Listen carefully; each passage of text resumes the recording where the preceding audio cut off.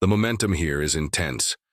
Yufu not only navigates the terrifying sea, that whale encounter, but lands right where Shuya's groundwork paid off, thanks to that fish tribe guide. The reunion feels earned, especially Shuya's relief mixed, with anxiety about his homesick crew. What really got me, though, were the strategic clashes. Yufu instantly seeing the flaws in Shuya's port plan and pushing for the inland river dock, pure practical genius shaped by experience. And his brutal takedown of Shuya's cell ship's idea, highlighting the economic reality and the strategic folly of giving away control. Absolutely masterful. It perfectly sets up his real plan.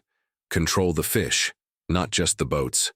Then seeing Elder Zhu awestruck by the ship, followed by Yufu subtly playing Tang Chi, dangling shipyard influence.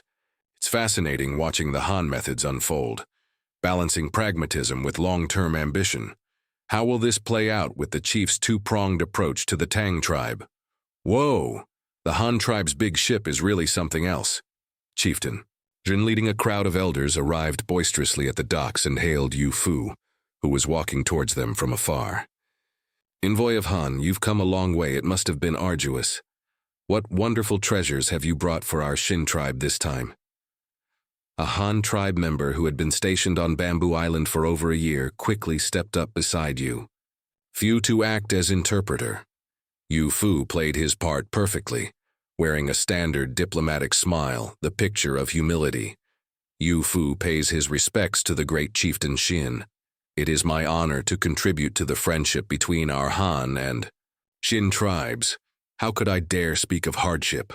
Chieftain, rest assured, this time we have brought the textile technology the Shin tribe needs most. With our delegation's help, it won't be long before the brothers and sisters of the Shin tribe can weave their own hemp cloth. Then, we'll be self-sufficient in the hemp sacks needed for building the Great Cross-Sea Bridge. I hope the chieftain is pleased. Yufu walked up to Chieftain Shin and performed a proper bow, rattling off the official spiel he had long since memorized. As he finished, he exchanged a glance with Shoya, who stood beside the chieftain. A flicker of barely perceptible, you know the kind, mockery passed between their eyes. Look at this, just look at this uncivilized bumpkin. Doesn't know the first thing about etiquette. The leader of a major tribe, actually running down to the docks himself to greet an envoy from another power. Approaching to greet them before the envoy has even had a chance to pay respects. Such shamelessness. It's like throwing the dignity of a great tribe on the ground and stomping on it. This would be absolutely unthinkable in the Han tribe. Of course, inwardly, Yufu and Shuya were ecstatic. The more Chieftain Shin humbled himself like this, the more it showed how invested he was in the grand vision Shuya had sold him, the immortal fame of the Great Cross-Sea Bridge. Too bad he didn't know that this bridge wouldn't lead the Shin tribe down a path to prosperity, but rather straight towards the gleaming steel blades and iron hooves of the Han tribe. Well, that wasn't entirely accurate. The Shin tribe themselves probably wouldn't get to enjoy the bridge, but once Bamboo Island belonged to the Han tribe, its value would be immense. A fatal bridge to crush the Shin tribe, a path to glory for the Han tribe's ascent. Hearing that technology had arrived, Chieftain Shin grinned so wide you could almost see his back teeth. It was as if he could already see it. Tens of thousands of Bamboo Islanders, huffing and puffing as they wove hemp sacks, filled them with sand and stone, and then tipped them whoosh into the sea. The great bridge of his dreams was rapidly rising, from this great wall upon the sea made of sacks, stretching straight to the mainland. Countless carriages raced merrily across the bridge, hauling away Bamboo Island's salt and bamboo, bringing in innumerable cattle, horses, sheep, and Han tribe. High technology. And his own colossal stone statue would stand at the bridgehead, receiving the worshipful gazes and endless praises of future generations. Thank you, great ancestor, for building us such a fine bridge. Great chieftain, seeing Nayuha, his leader practically drooling.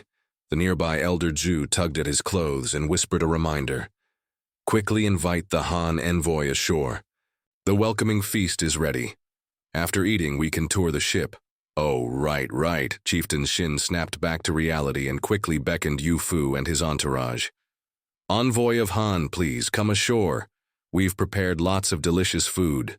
We heard you've been adrift at sea so long you've probably lost all taste for anything.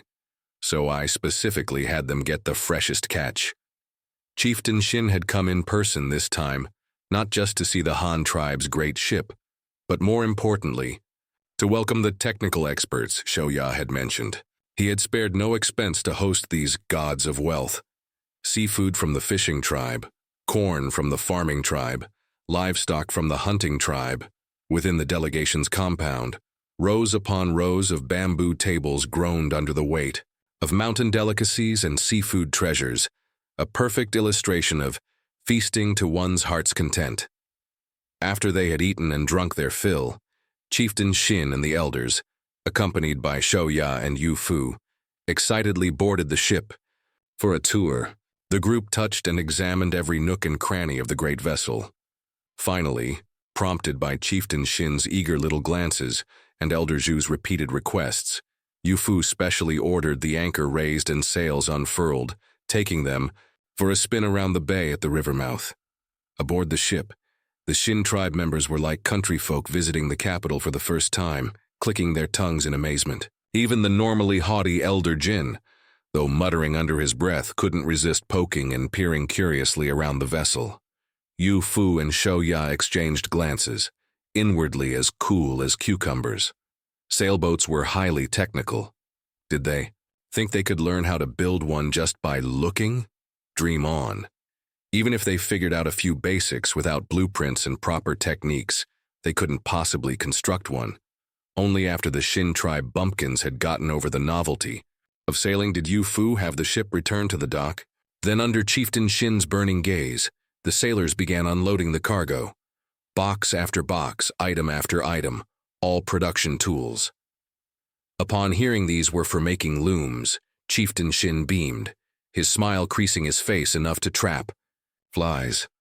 The first day's welcoming ceremony concluded in this friendly and harmonious atmosphere. Early the next morning, time being tight, Yu Fu left most of the delegation's craftsmen and tools on Bamboo Island, taking only the essential sailors and picking up a batch of delegation members wanting to return home. Finally, under Chieftain Shin's reluctant gaze, the sailboat hoisted its sails once more, departing Bamboo Island and heading towards the mouth of the river near the Tang tribe on the mainland. Shuya, remaining on Bamboo Island with the personnel and technology, immediately got to work. He efficiently hired local natives to gather raw materials and began production on the spot with great fervor. Log after log was transported into the delegation's compound, swiftly transformed by the Han tribe craftsmen into simple, primitive backstrap looms and spindles. These ancestral-level weaving tools began to rapidly proliferate across Bamboo Island. While Shoya was proceeding with his plan to undermine the Shin tribe, Yu Fu's fleet returned to the mainland, docking near the Tang tribe. After bidding farewell to an old acquaintance, the ambitious Tang Chi, Yu Fu left behind a temporary 50-man delegation and one sailboat, tasking them with implementing the chieftain's new plan for the Tang tribe, persuading the smaller tribes living across the river to join the Han tribe and establishing a new city there. Only then did he take the remaining 3 ships and begin the journey back to the Han tribe's heartland. On the very day Yu Fu set off for home, far away in the Han tribe's home territory in Xingang Prefecture, something momentous occurred. The iron smelting blast furnace under construction for half a year finally produced molten iron today. Although the coking plant was still nowhere in sight and coke itself was non-existent, this furnace, using raw coal to smelt high-sulfur iron, had finally been lit. The furnace billowed thick black smoke, spitting out scorching molten iron, which was cast into one high-sulfur iron pot after another. These lumps of iron had an appallingly high sulfur content, making them brittle as dregs. They'd shatter if hit with a stone. But that didn't matter. Iron pots made from this stuff were harmless to humans and perfect for selling to the grasslands, to Bamboo Island, to the Tang tribe, bringing heaps and heaps of wealth back to the Han tribe. Selling ironware? Dream on. The Han tribe strictly controlled the export of such things. Core technology wasn't given away casually. However, iron pots were a necessity for every household, a real moneymaker. It would be a real shame not to sell them. What to do? Your eyes darted as an idea struck you.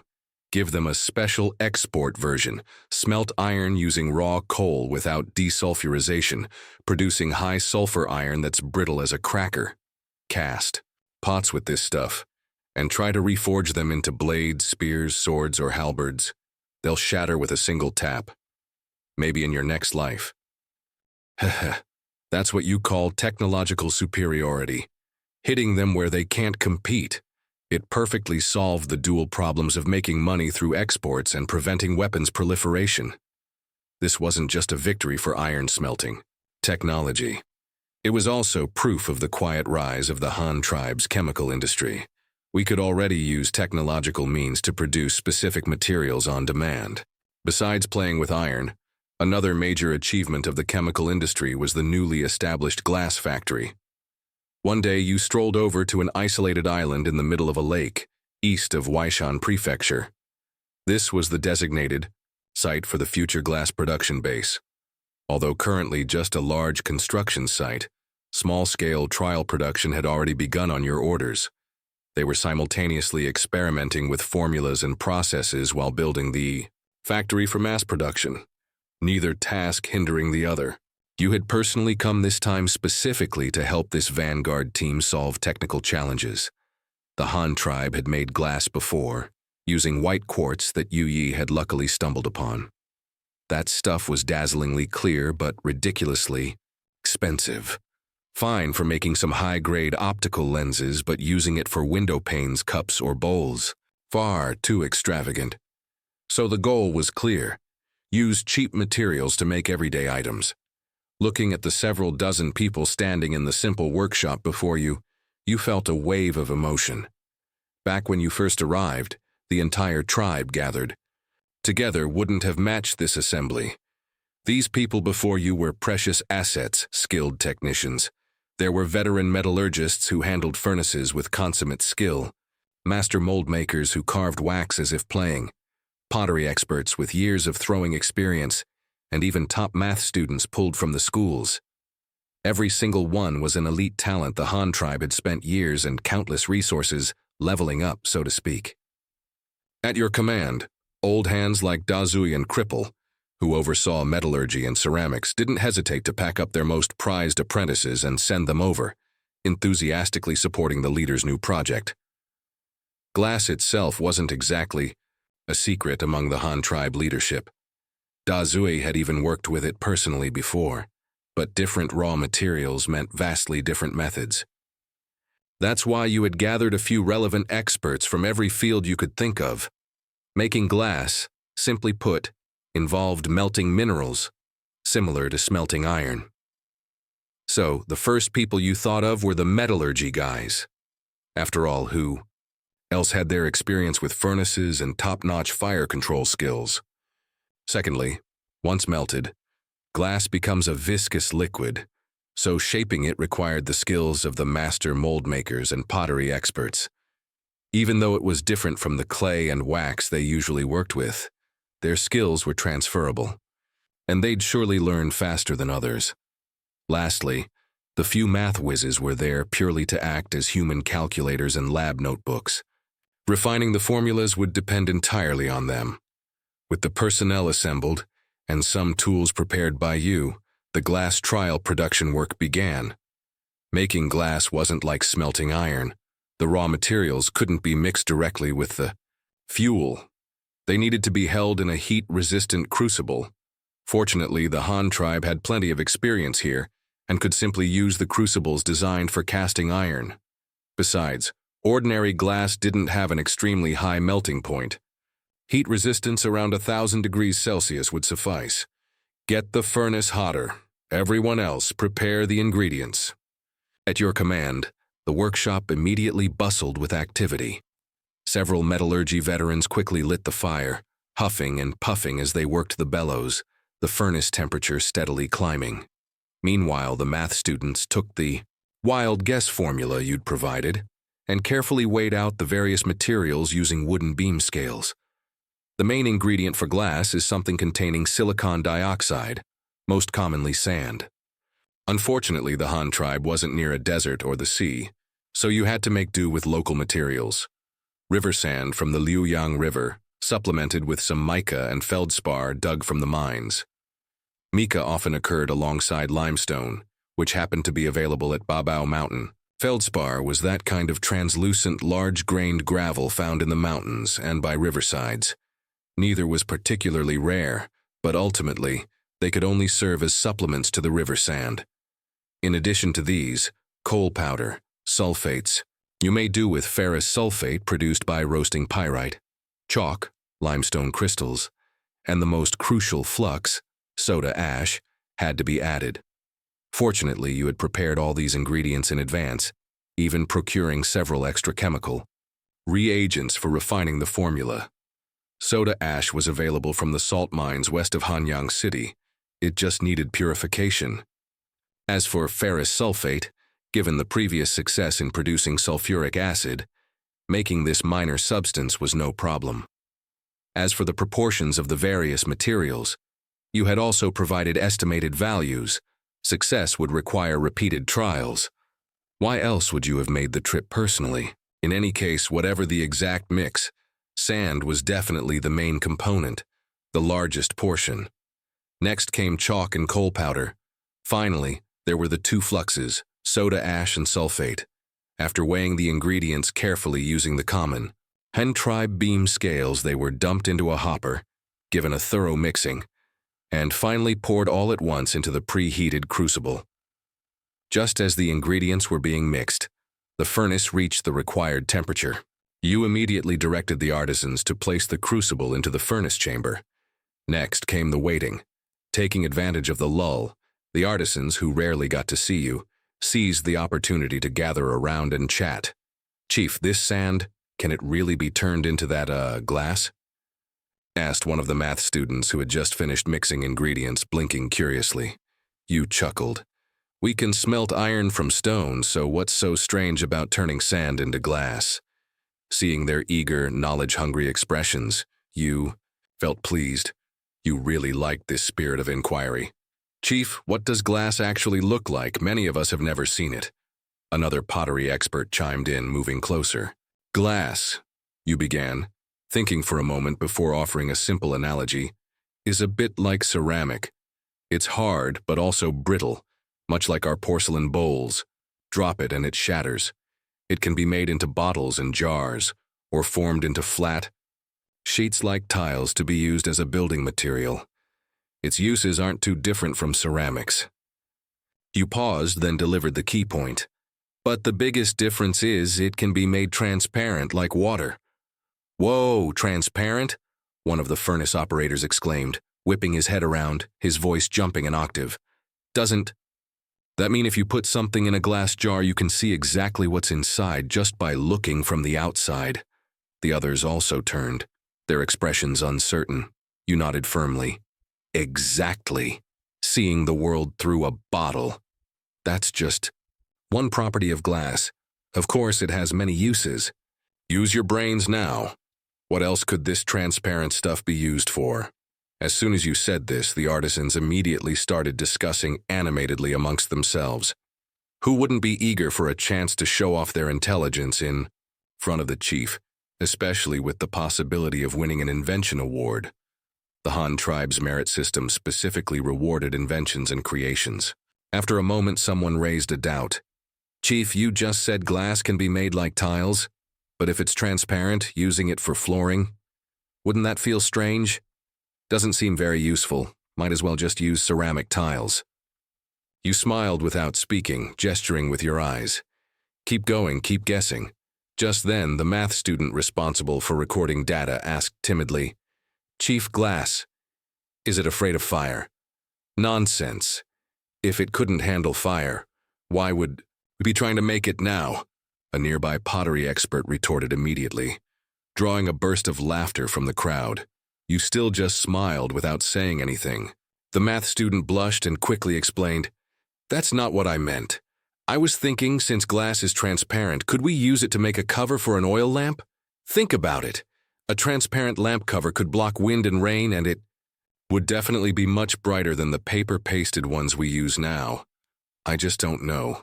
Being heated by the flame every day, would the glass break? Okay? Even though you were mentally prepared and knew success wouldn't come overnight, seeing the first batch come out looking like paste still left you feeling a little disappointed. But discouraged? Not a chance. Doing R&D, isn't it all about you? Climbing up from the ruins of failure? Dusting yourself off? Summarizing lessons learned and then charging forward again? This was the scientific spirit. Rigorous verification. Your personal command presence was also intended to subtly instill this way of thinking in these artisans. Modern scientific experimentation, simply put, is like a process of elimination, or perhaps like opening blind boxes. You list countless possible formula combinations, and then try them one by one. So, the second experiment got underway briskly, given that the first batch of molten glass was cloudy like milk, with a wave of, "Your hand?" You had them reduce the amount of chalk. Soon, the second batch of raw materials was tossed into the furnace. While waiting, no one sat idle.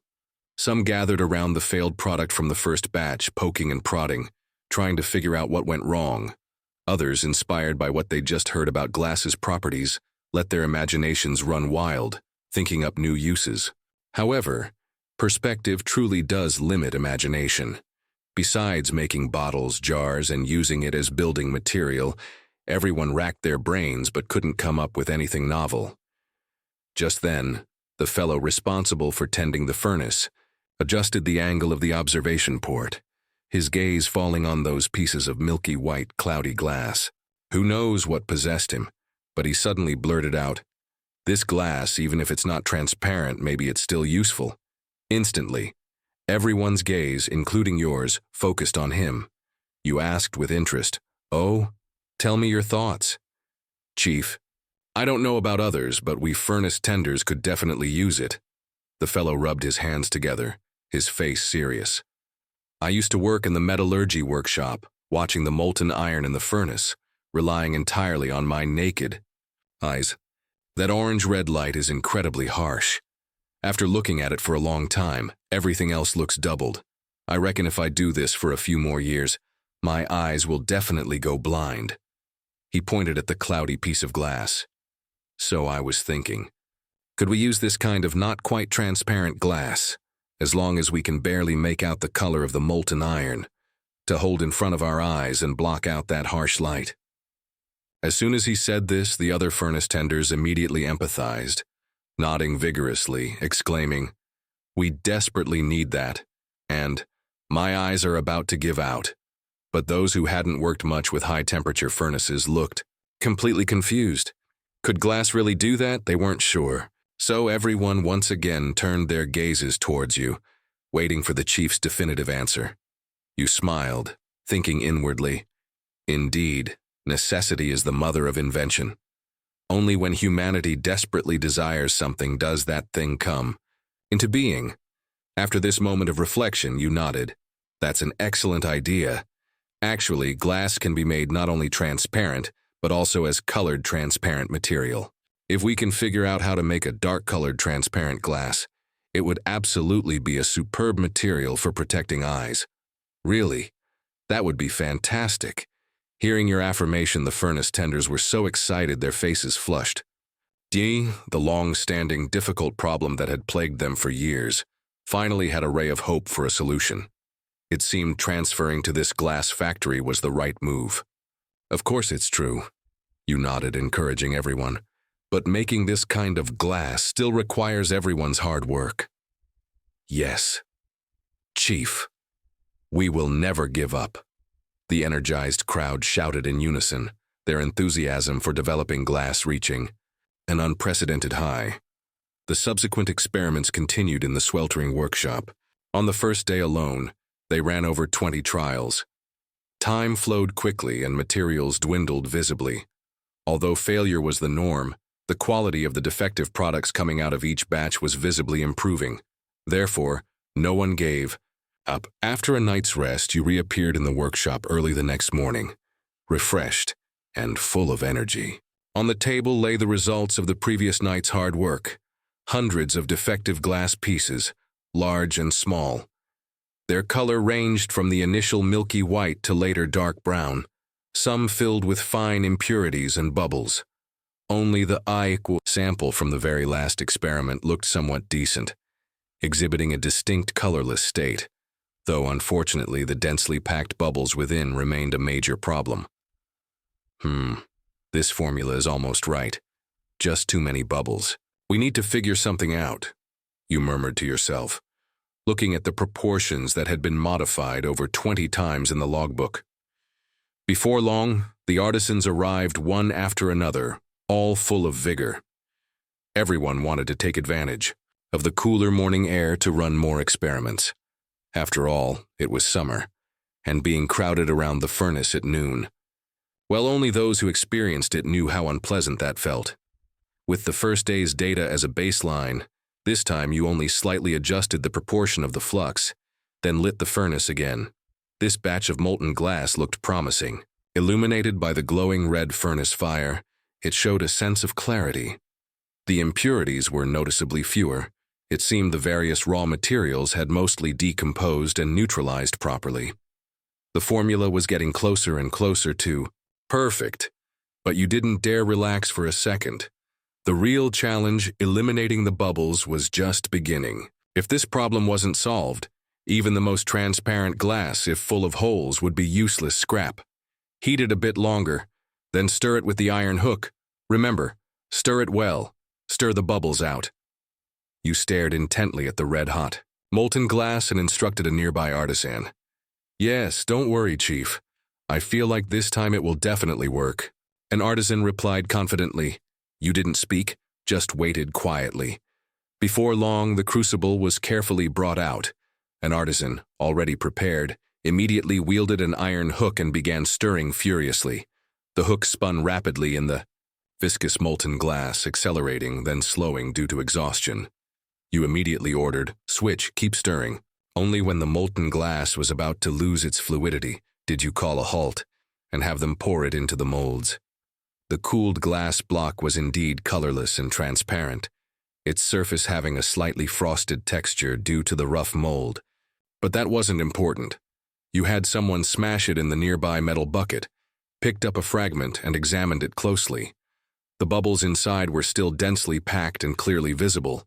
Seeing this, the hope that had just ignited in the whole crowd was dashed with cold water, leaving everyone dejected. They couldn't figure out where the problem lay. They had clearly worked so hard. Why couldn't the bubbles be eliminated? You, however, weren't too bothered. You already knew about the potent chemical medicine for eliminating glass bubbles. You just wanted to see if physical methods could handle it first. Now it seemed resorting to chemical means was unavoidable. Another batch. You clapped your hands, issuing a new command. This time add some fining agent. Remember, only add it when it's almost done heating. Yes, everyone immediately sprang into action. Soon, another batch of molten glass was ready. But this time, they didn't stir immediately. You first had everyone put on thick masks, then asked all non-essential personnel to leave. Only then did you order the remaining 3 individuals to carefully add the secret weapon you had prepared, the fining agent, into the crucible. After adding the material, stirring commenced. Once the 2 responsible for stirring were exhausted, you had them put the crucible back into the furnace to reheat, then stir again, then back into the furnace, repeating this process 3 times before finally pouring the molten glass into the molds. When this piece of glass cooled down, the crowd eagerly gathered around. Smashing it again, they picked up the cross-section and examined it closely. A miracle occurred. The density of the bubbles had significantly decreased. Although some remained compared to the dozens of previous experiments, it was a world of difference. This proved that the fining agent you prepared was effective. Now it would be easier. They just needed to gradually adjust the amount of fining agent to find the optimal ratio. Seeing this result, everyone's eyes lit up. The dawn of success was right before them. Chief, what is this fining agent stuff? It seems pretty powerful. A math student responsible for recording data curiously pinched a bit of the white powder and brought it close to his nose, about to sniff it. Don't smell it. That stuff is highly toxic. Quick-eyed and swift-handed, you grabbed his wrist and shouted sharply.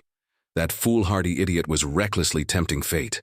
The student startled, and hearing the words highly toxic, he hastily dropped the powder in his hand back into the bamboo tube as if it were a hot potato, then stood there, flustered. Chief, what do I do? Can this be washed off with water? Yes. Wash it thoroughly with clean water. You nodded, frowning. But the wash water will be toxic. Be careful to dispose of it properly. Don't just dump it. Then you sternly warned everyone again to be extremely careful when handling any unknown substances in the future, especially behaviors like sniffing with the nose or tasting with the mouth. That was practically entering a competition in creative ways to die. Chief, what exactly is that fining agent? How toxic is it? If we use it to make glass bowls and cups for food and drink, will they be poisonous? As soon as you finished the precautions, someone immediately asked the most crucial question. This is arsenic. Your words were shocking. Watching the instant change in everyone's expressions, you explained in detail, it's a potent poison, but also a medicinal ingredient. Used externally in small amounts like mixed in bath water, it can kill parasites, but it must absolutely not be ingested. Eating it means certain death. Remember this clearly. You paused, then continued. Using arsenic as a fining agent for glass, during the high-temperature reaction process, it decomposes and doesn't remain in the final glass product. So don't worry about residual toxicity. In industrial production, many reagents are toxic, but they don't affect the use of the final product. Just be extra careful in the future. That's right. The fining agent you procured was the infamous arsenic. Precisely because it was highly toxic, you were initially reluctant to use it. But physical methods simply couldn't eliminate the bubbles, leaving you with this less desirable option. Using it wasn't necessarily a problem, but you feared safety accidents. As for the source of the arsenic, naturally you handled it yourself. You knew this substance was essentially an arsenic sulfide compound, a product of heating realgar. The production process was somewhat similar to making pine soot ink. Roast realgar ore in a furnace. Collect the arsenic fumes produced upon heating using pipes, and cool them down to get arsenic powder. The only crucial point was not to inhale the deadly toxic fumes. Having everyone wear masks earlier was precisely for this reason. This stuff could potentially be a small poison gas bomb. With this successful experience, the subsequent experiments went much more smoothly. Everyone worked until the afternoon, firing 8 more batches. As the amount of arsenic added each time gradually increased, the bubbles in the glass were finally completely eliminated. Looking at the data recorded from the last experiment, the amount of arsenic used made you click your tongue in surprise. Whoa, that's a lot of arsenic. It looks like if we want to mass-produce glass, we'll have to build a dedicated arsenic factory. Otherwise, we won't be able to keep up with demand. You silently calculated. Having made up your mind, you looked at the crowd, ecstatic over the successful glass trial, but didn't immediately let them celebrate. Instead, you struck while the iron was hot, having someone meticulously record the successful formula. Then, leading this group of artisans, you moved without pause to tackle the next challenge, the techniques for shaping glass products. The basic molten glass was sorted, but transforming it into desired shapes was the main event. Looking at the various knives, shears, and several long iron pipes laid out on the nearby workbench, you began explaining the ancient and wondrous technique of glass blowing to the pottery experts skilled in shaping. Meanwhile, the rest of the group, under your guidance, began researching formulas for colored glass. Coloring glass wasn't the same as metal flame test colors, but it still required adding metals. Of course, not by tossing metal chunks in directly, but by using metal oxides. For example, iron oxide, used for dyeing red cloth. You first tried adding black copper oxide crystals to the basic formula. After several trials, you successfully produced beautiful green transparent glass. You had the artisans use iron molds to blow several green glass bottles resembling modern beer bottles.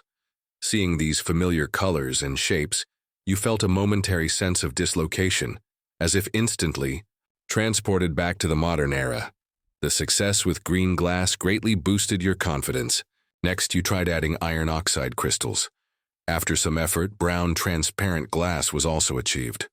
This brown glass was also very useful. You remembered the brown beer bottles from your childhood, but more so the large glass bottles used in hospitals for medicine and the various jars and containers in school chemistry labs. You knew that brown glass was the best choice for storing light-sensitive materials. The success of this material was of great significance for the future development of chemistry and medicine in the Han tribe. With the formulas for 3 colors of glass sorted out, you nodded in satisfaction and began pondering what this new stuff could actually be used for. Truth be told, for the Han tribe at its current stage, glass wasn't exactly a critical need. It fell into the category of nice to have, but nobody will die without it, an enhancement rather than a necessity. So why were you in such a hurry to produce it? Reason 1. For yourself. Even if you weren't building some fancy palace, surely you could at least replace your own windows with bright, clear glass panes. It wasn't that you disliked paper-covered windows. You simply wanted to upgrade your personal quality of life. Enjoy a bit of modern comfort. Reason 2. For light. Ever since Fu discovered the coal mine, you'd been thinking about using calcium carbide to make gas lamps. Those things were bright, but you couldn't just keep using paper lanterns to cover them, right? One careless move could lead to a fire. Therefore, sturdy, durable glass lamp covers were a must-have. Reason 3. For the stars and seas. Right now, the Han tribe's fleet was just puttering around in coastal waters, almost like child's play. To sail farther in the future, deep into the ocean, how could they manage without some high-tech equipment? Telescopes were essential. They were standard issue for long voyages. Then there was the quadrant for navigation, which might even require more advanced astronomical telescopes. Finally, there was the big one for lighthouses, a giant Fresnel lens. Lighthouses would definitely need to be built at the 2 sea entrances near Bamboo Island and the Tang tribe to guide passing ships. This was crucial infrastructure, no room for ambiguity. The most critical and scarce component on a lighthouse wasn't the lamp itself, but that giant lens taller than a person. Only with it could the light be focused into a beam, reaching farther and penetrating fog. These were all core technologies the Han tribe urgently needed to master. As for glass cups, glass bowls, and the like, honestly, they weren't that important. Right now, people had been eating from pottery and porcelain bowls for thousands of years. They could wait a bit longer. Except for needing a set of glass instruments for chemical experiments soon, other glass containers were a take-it-or-leave-it affair. But then again, the ordinary glass they were producing now couldn't withstand the rigors of chemical experiments. Lab equipment needed to be resistant to high temperatures, high pressure, and have excellent light transmittance. For this kind of special glass, given the Han tribe's current technological level, they could only try their luck using pure quartz crystal as the raw material. This point hadn't changed much even compared to modern times. Having thought these things through, you immediately decided on several production plans. First, make giant lenses. For these large, single-piece, irregularly shaped chunks of glass, you plan to use direct casting with metal molds. You'd have to design the molds and calculate the dimensions yourself. Predictably, this would consume a lot of material, so you needed to be mentally prepared. Second, make flat glass, primarily for windows and building materials. The technical difficulty wasn't high. The key lay in controlling the process flow and increasing output. Third, make glass containers and lamp covers. These two were grouped together because their manufacturing process was similar. Both relied on blowing. As for industrialized assembly line production, forget about it for now. Without a stable power source, you couldn't build air compressors. Without air compressors, glass blowing had to rely purely on artisans puffing out their cheeks, entirely handmade. There was no choice. Conditions were limited.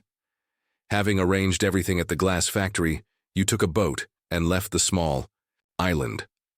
You didn't go far, heading directly to a larger adjacent island. On this island, another massive factory was under construction. Inside, the equipment was diverse, clearly not a place for producing a single product. This was what you personally planned, the comprehensive, multifunctional chemical plant. Why this name? Because it could dabble in everything. The Han tribe currently needed various chemical products, but the quantity of each wasn't large. Building. Separate factories wasn't cost-effective, so it was better to lump them all together for centralized management, which also made it easier to handle wastewater and environmental protection. Having just determined that glass production required large amounts of arsenic, you conveniently assigned the long-term task of producing arsenic to this chemical plant as well, even setting up a dedicated team for it. Besides that, sulfates, sulfuric acid, soda ash, caustic soda, hydrochloric acid. These basic chemical raw materials were also on this factory's production list. Beyond these basic chemicals, what concerned you most on the island was the specially established chemical laboratory. This laboratory reported directly to you, the tribal leader, essentially making it your private lab, responsible only to you. Although located within the chemical plant, its status was equal to, or perhaps even slightly higher than, the plant itself. Why? Because it had the authority to requisition any raw materials from within the factory. Your main purpose for coming over this time was to check the development progress of the gas lamp you personally designed. How's it going? Made any progress? You stepped into the lab and asked straight away, "Chief." "Greetings, Chief." Seeing you, the people in the lab quickly put down their work and bowed with cupped hands. All right. Cut the formalities in the lab." You waved dismissively. "The experiment takes priority. The work you do is dangerous. Always be careful." "Okay, report the progress." "Chief, we've mastered the metal welding technique you mentioned," a researcher reported excitedly. "Gas welding, it works great. The gas torch made with that calcium carbide gets incredibly hot. Steel melts instantly on contact, and the rosin. And borax you suggested as flux work really well too, makes cleaning the weld super easy." He paused, then added, "Oh, and that hydrochloric acid. Even if an iron tool is rusted beyond recognition, soaking it in hydrochloric acid makes it shiny. And bright right away." Listening to the report, your expression remained calm. All of this was within your expectations. Developing gas welding technology wasn't particularly difficult for the Han tribe now. Steel's melting point is only around 1600 degrees Celsius, practically child's play compared to the acetylene flame, which reaches over 3000 degrees. Rosin and borax, these two natural deoxidizers, could be gathered in the mountains and didn't even need processing. As for hydrochloric acid, with sulfuric acid as a base, reacting sulfuric acid with common salt to produce some hydrochloric acid was a piece of cake. Sulfuric and hydrochloric acid production were already routine in the Han tribe. You did this considering that once steel production increased, the demand for hydrochloric acid in metal processing would surely surge, so stocking up in advance couldn't hurt. Your primary goal in having them develop gas welding was still to build the gas lamps. Unlike the crude, bulky acetylene lamps you remembered, the version you designed was much more refined. In your past life, coal oil lamps and acetylene lamps were used for a long time in the early days after the founding of the country. You were familiar with them. The principle of an acetylene lamp is simple. Calcium carbide, CaC2, reacts with water, releasing flammable acetylene gas, C2H2, which can be lit for illumination. But the old-fashioned acetylene lamps you'd seen all had design flaws. Typically, water was below and calcium carbide was above. The carbide was placed in a slotted metal box, which was then submerged in water. Water entered through the slots, contacted the carbide, produced acetylene, which was then piped out and ignited. The flaws in this design were obvious. The reaction rate was hard to control. Either the gas flow was intermittent and wouldn't light, or the reaction was instantaneously too violent, exploding with a bang. Consequently, exploding acetylene lamps used to be commonplace. Another flaw was the inability to shut them off promptly. Lighting them was easy, extinguishing them was difficult. Simply put, the control system was too crude. To solve these problems, you simply inverted the design. Carbide below, water above, connected by pipes and valves. By adjusting the valve to control the drip rate of the water, you could precisely control the amount of acetylene generated. This way, not only could the lamp's brightness be adjusted by turning the valve, but safety was also greatly enhanced. Multiple benefits in one stroke. However, to achieve this refined design, the sealing of the lamp's various components became critical. Achieving an absolute seal undoubtedly made gas welding the best option. This was why the researcher had just reported on those things. You nodded, indicating you understood, and waited for the next person to report. Logically, with gas welding technology solved, the gas lamps shouldn't have major issues anymore, right? Under your expectant gaze, another researcher walked forward, his face grim. "Chief, the gas lamps. We've made some prototypes, but their safety isn't guaranteed yet, so we can't mass-produce them for now." "Safety not guaranteed? Why?" You were a bit bewildered. The researcher's face grew even grimmer. "Because the ones we tested earlier all exploded." "Exploded?" "Yes." The researcher nodded with difficulty. You were stunned, unable to figure out which part of the process had gone wrong for a moment. But now wasn't the time to nitpick details. As the leader, maintaining morale was more important. "How many explosions? Was anyone injured?" You quickly followed up. "Reporting to the chief, they've exploded over 10 times. The researcher answered, hastily. "No one died, just a few injuries? Except for the first couple of times when we lacked experience and some people got slightly hurt, everyone has been very careful in subsequent experiments." You breathed a sigh of relief and nodded. "It's good that no one was sacrificed. Everyone must be extra careful when working from now on. Strictly adhere to the laboratory's rules and regulations." "Yes, Chief. If we don't use a mold to hold them, the rubber strips deform when the temperature gets high during vulcanization," reported the team leader for the Zhong rubber experiments, his face troubled. You slapped your forehead. "Right. Using a mold for shaping was correct, but didn't that enclose most of the rubber strip? How could it fully contact the vulcanizing gas then? Weren't they just creating problems for themselves? No, this had to change." You immediately realized the key issue. Zhong rubber, before vulcanization, acted like hard plastic below 60 degrees Celsius. If they could just lower the vulcanization temperature so it held its shape on its own, wouldn't that solve it? Thus, under your brilliant guidance, the task force scrapped the original plan and switched to a vulcanization gas fumigation method. Simply put, they separated the heating chamber and the vulcanization chamber, connected them with pipes, and added a hollow wooden insulating board in between. This lowered the temperature in the vulcanization chamber, preventing the rubber parts from deforming due to high heat. After adjusting the process and repeated experiments 2 days later, qualified rubber sealing components were finally produced. The last technical hurdle for the gas lamps had been successfully overcome. A week later, lamp parts from various factories flowed into the laboratory like water from a stream, and assembly officially began. First was the base, the shell that held the calcium carbide. 1 millimeter thick sheet iron was stamped into shape, the seams securely welded using bronze welding rods and gas welding. The filling port also incorporated the trendy new screw thread technology, with pre-made threaded caps directly welded. Above the base sat a ring-shaped sheet iron water tank, looking like a flat can topped with a donut. The two were connected by 4 welded pillars, one of which was a hollow tube fitted with a valve to control the water drip rate downwards. The lamp nozzle was located right in the center of the donut water tank. Thoughtfully, a flintlock-like ignition device was added nearby. A long, oval glass lamp cover fit perfectly into the groove in the middle of the water tank, secured externally by 2 wire rings.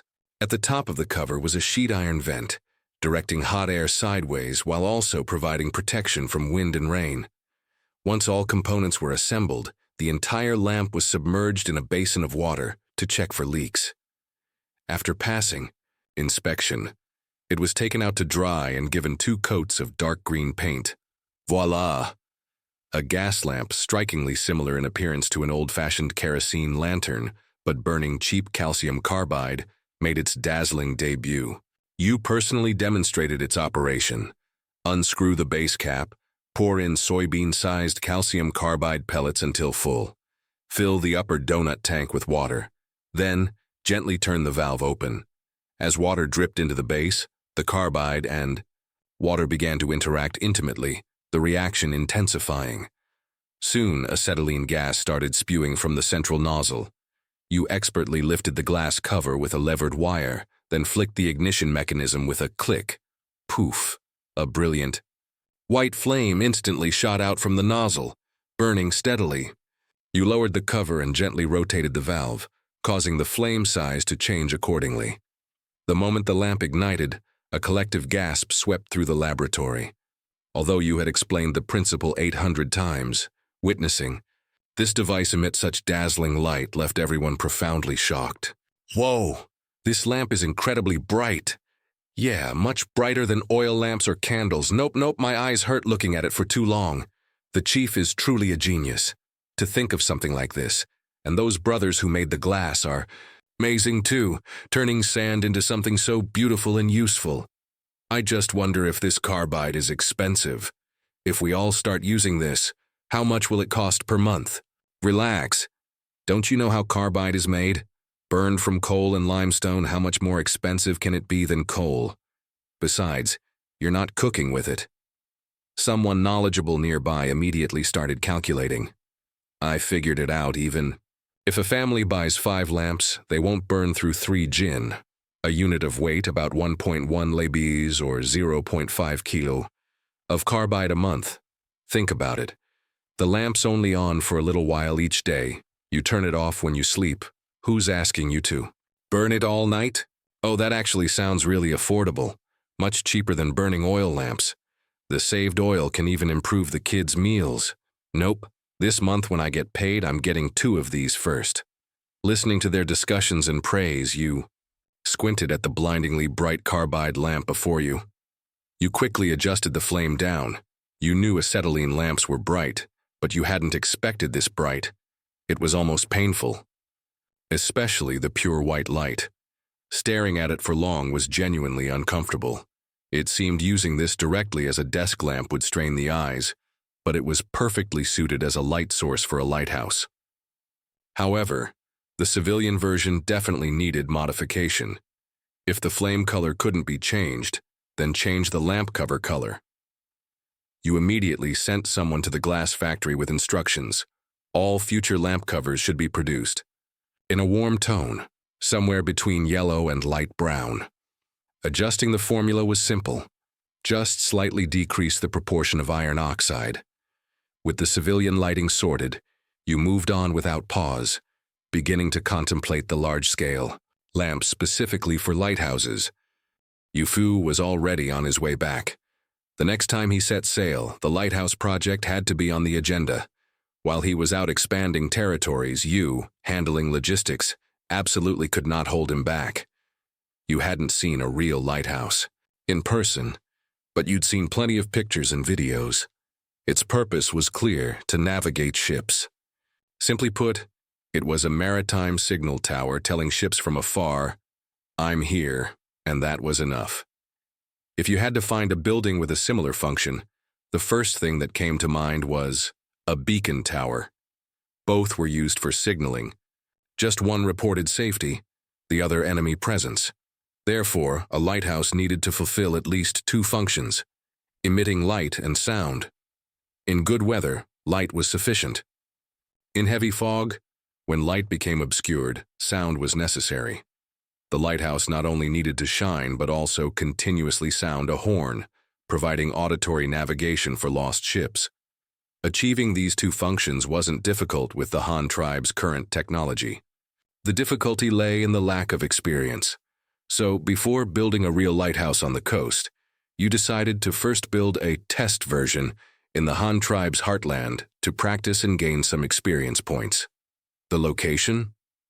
Weishan Prefecture. Weishan Prefecture was the county seat established by Yunji, built beside a large lake, currently the Han tribe's largest inland port. Even though it was a practice lighthouse, it couldn't be entirely decorative.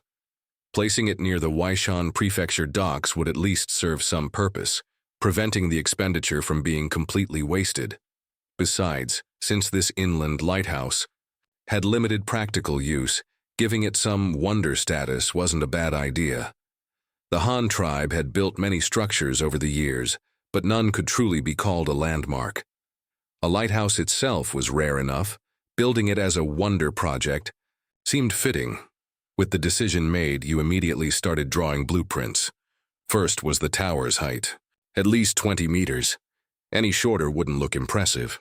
For the actual coastal lighthouses, you planned to start at a minimum of 40 meters, possibly going up to 60. Remember, the tidal range near Bamboo Island was significant. A 20-meter tower might only have its top visible during high tide. Once the height was set, the diameter was easy. The base needed to be stable, unable to be blown over by a gust of wind. For this test version in Weishan Prefecture, you designed a circular tower body with a diameter of 6 meters. The aspect ratio was just over 3:1, stable as a rock. Compared to those tall, slender lighthouses, yours was practically a short, stout fellow. Constructing a cylindrical tower wasn't difficult. The Han tribe had plenty of experienced builders. You just needed to provide the blueprints, and the foreman below could build it accordingly, requiring minimal supervision from you. You personally went to Weishan Prefecture, selected the site, and the foundation work began with great enthusiasm. While the artisans were busy laying the tower's bricks, you took another group of key technicians and began developing the specialized lighting and sounding equipment for the lighthouse. The light source would still be acetylene gas, but the tiny nozzle from the handheld lamps certainly wouldn't suffice. How far could that little flame reach? You knew that old kerosene lighthouses, aided by lenses, could have ranges of tens of kilometers. So the first problem to solve was the wick. To make the flame brighter and larger, there was no other way but to increase its volume. Acetylene is a gaseous fuel, unlike oil lamps. You first thought of the large torches used on hot air balloons, and then the multi-holed burner plates found on gas stoves. The torch plan would definitely produce a large enough flame, easily over meter high, but the gas output would be huge. What if the quality wasn't up to par and it exploded? You still felt it wasn't safe enough, so you opted for the second plan, a burner plate similar to a gas stove. You were familiar with this and felt more confident building it. However, you couldn't completely copy the flat design of a gas stove burner, which was meant for evenly heating pots. Your goal was to create the tallest possible flame. Therefore, you designed upward-angled gas outlets. The nozzle section had a dense array of 300 outlets. Each was as thick as a chopstick, arranged in 6 concentric circles. The nozzles in each circle were tilted in one direction. When lit, the flames from the same circle would merge into a uniform ring of fire. Furthermore, because the gas jets borrowed force from each other, the flame height would be greater than with vertical jets. These were all inspirations borrowed from gas stoves. Not only that, but the nozzles in each circle, besides being tilted along the circle's direction, were also tilted towards the center at a certain angle. The farther the circle from the center, the greater the inward tilt angle. Ultimately, when all 300 nozzles were lit simultaneously, they would form a massive white pillar of fire, 30 centimeters in diameter and over half a meter tall. This was the super wick tailor-made for the lighthouse. The glass enclosure outside the wick was straightforward. Just cast a large one using transparent glass. The tricky part was the lens for focusing the light. Not only did you need a lens, but it also had to rotate around the wick, concentrating the light into powerful beams that continuously swept the surrounding water surface. This wasn't overly difficult either.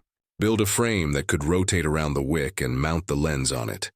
As for the driving force, relying on manual cranking was impractical, and clockwork wasn't reliable either, given the size of the apparatus.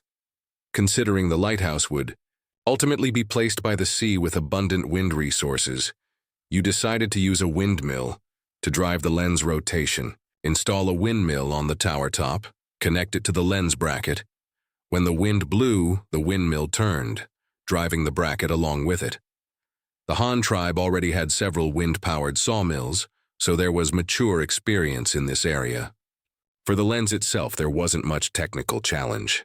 Calculate the light refraction angles, pre-make a metal mold, and then pour molten glass into it. Considering the need for counterweights to balance the bracket, you decided to put 2 oval convex lenses on one lighthouse, mounted symmetrically, simultaneously emitting beams in opposite directions to sweep the water surface. With these elements, the lighting part was mostly complete. Of course, if the Han tribe could produce glass mirrors, adding 2 concave focusing mirrors to the lens bracket would make the effect even better. Unfortunately, you really didn't know how to silver glass. That technology would have to be figured out slowly, not something to expect in the short term. They'd make do with convex lenses for now. Finally, the foghorn. This needed to be loud enough, travel far, and sound continuously. The only similar devices you knew were steam whistles on trains and ships. You hadn't seen others, so you made a simple, crude decision. Just stick a steam whistle replica up there. Although the Han tribe couldn't build steam engines yet, making a steam whistle was feasible. Especially after mastering gas welding, many complex structures previously impossible to create by hand hammering could now be achieved through welding.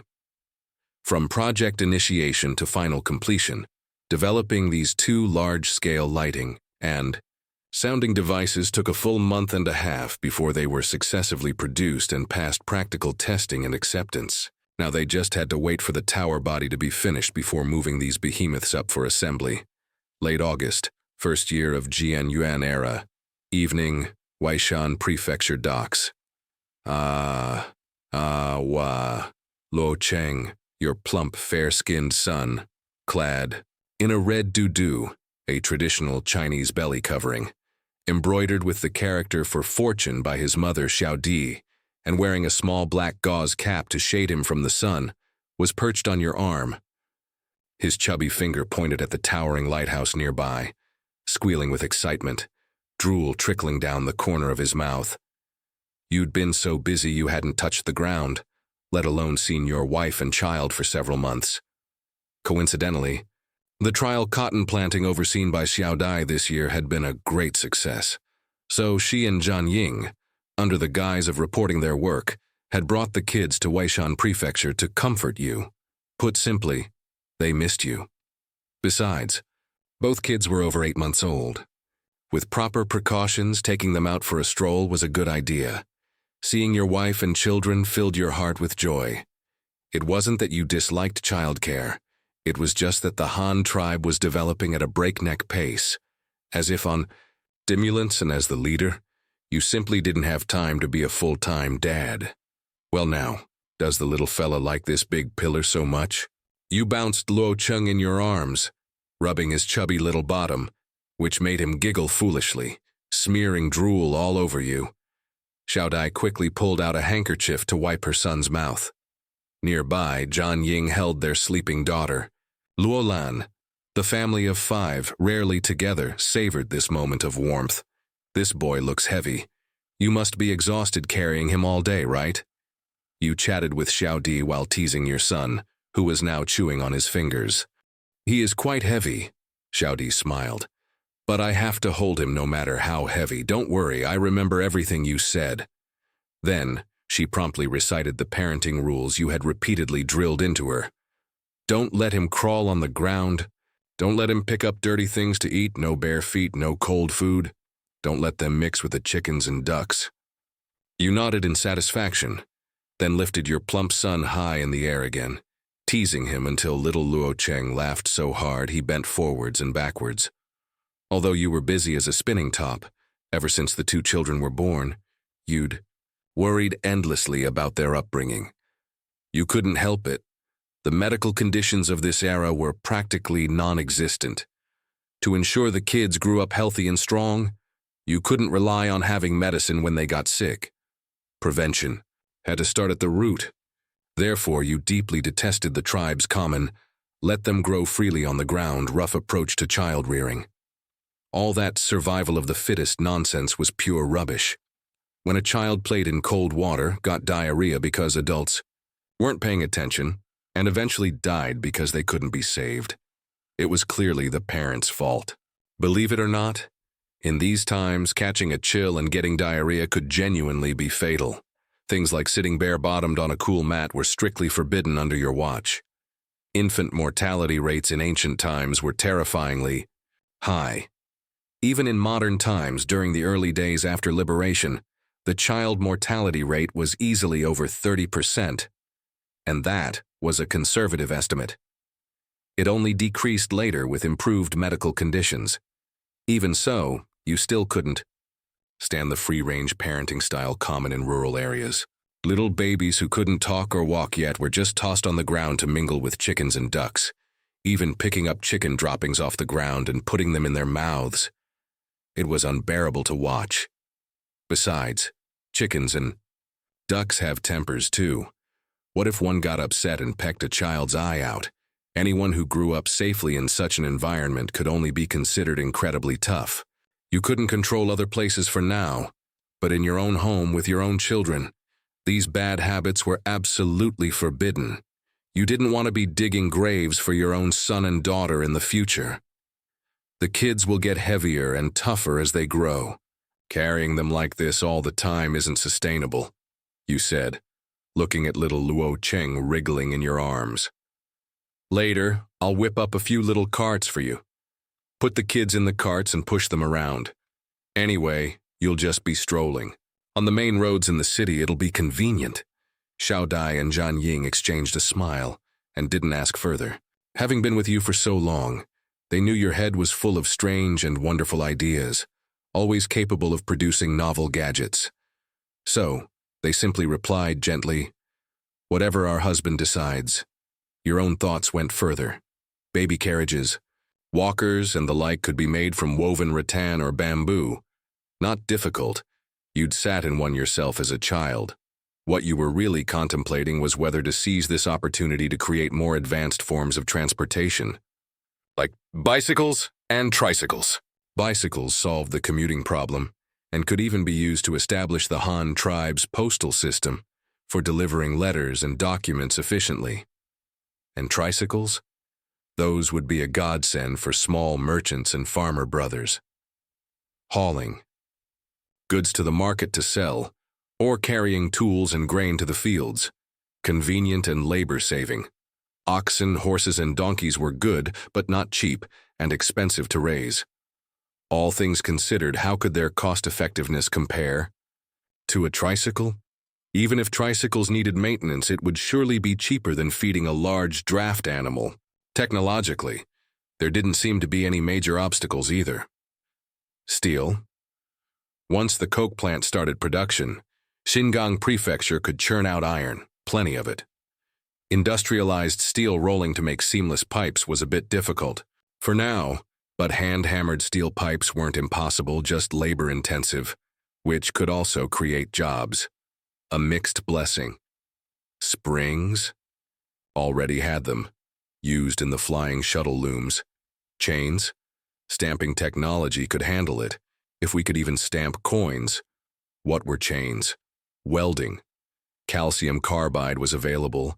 Acetylene gas welding technology was mastered. Joining metal wasn't an issue. Rubber tires, Zhong rubber had been developed. With more resources and time invested, having the lab develop hollow tires shouldn't be a major problem. Finally, there was the golden duo of the valve stem and the pump. With rubber seals available, this wasn't difficult either. You understood the principle of a valve stem. Just a hollow steel needle sleeved with a highly elastic rubber tube, using the rubber's elasticity for one-way air intake. And the pump? Basically, an upright miniature bellows, simpler in principle than even a wooden bellows, just requiring higher precision craftsmanship. Tallying it all up, building bicycles, even tricycles, was truly not some distant dream for the current Han tribe. You were confident you could bring these two marvels into existence within a year. If worst came to worst, you could even cobble together a bicycle using purely wooden parts. Though its practical value would be lower, it would work fine as a large toy. You'd seen tech geeks online build bicycles from wood and bamboo. Even the chains and gears were wood, and they were still rideable. Of course, there was no rush for this. It could be done slowly. First, accumulate some technology and train a batch of skilled artisans. Your small goal was, by the time your own kids were 3 or 4, they could ride mini versions of bicycles. Although the initial motivation might just be to entertain the kids, you felt no guilt whatsoever. So what if the old man used the entire nation's resources to build toys for his own children? Don't like it? Tough. Besides, this process would also conveniently advance the Han tribe's technological level and create beneficial things for the people's livelihood, killing multiple birds with one stone. The entire Han tribe would belong to little Luo Cheng in the future anyway. Cultivating his interest in science and technology from a young age, broadening his horizons and perspective, that's called early education for the heir apparent. Nothing wrong with that. After playing by the docks with your wife and children for a while, casually showing off the lighthouse, glassware, and gas lamps you'd tinkered with over the past few months, you led the 3 of them to find a place to eat. At the dinner table, you also mentioned to them it was time for the family to move into a bigger place.